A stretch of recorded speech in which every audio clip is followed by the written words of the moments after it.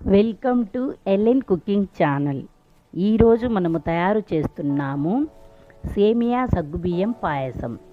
ఇందుకోసం 1 కప్పు సగ్గుబియ్యాన్ని 1 గంట పాటు నానబెట్టుకోవాలి. తరువాత ఒక ప్యాన్లో 2 స్పూన్ల నెయ్యి వేసుకొని వేడైన తరువాత డ్రై ఫ్రూట్స్ వేసి వేయించుకొని పక్కన ఉంచుకోవాలి.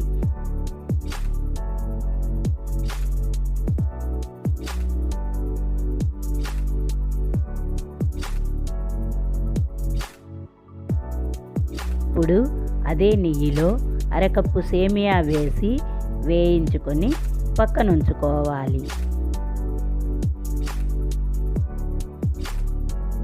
ఇప్పుడు ఒక గిన్నె తీసుకొని అందులో 3 గ్లాసుల నీళ్లు పోసుకొని వేడైన తరువాత ముందుగా నానబెట్టుకున్న సగ్గుబియ్యాన్ని వేసి బాగా కలిపి 10 నుంచి 15 నిమిషాల పాటు ఉడికించుకోవాలి.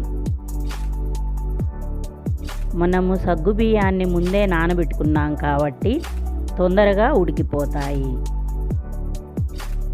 ఇప్పుడు ముందుగా వేయించుకున్న సేమియా కూడా వేసి బాగా కలిపి కొంచెం ఉడికిన తరువాత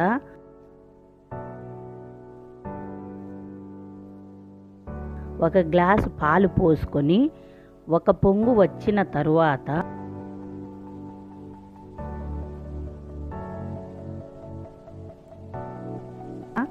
ఒక కప్పు చక్కెర కూడా వేసుకొని బాగా కలిపి 5 నుంచి 10 నిమిషాల పాటు ఉంచుకొని డ్రై ఫ్రూట్స్ వేసి సర్వ్ చేసుకోవాలి.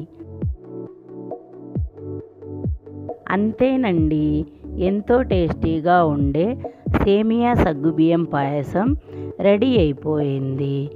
మీరు కూడా ఒకసారి ట్రై చేసి మీకు ఎలా వచ్చిందో కామెంట్ సెక్షన్లో కామెంట్ చేయండి. Thanks for watching.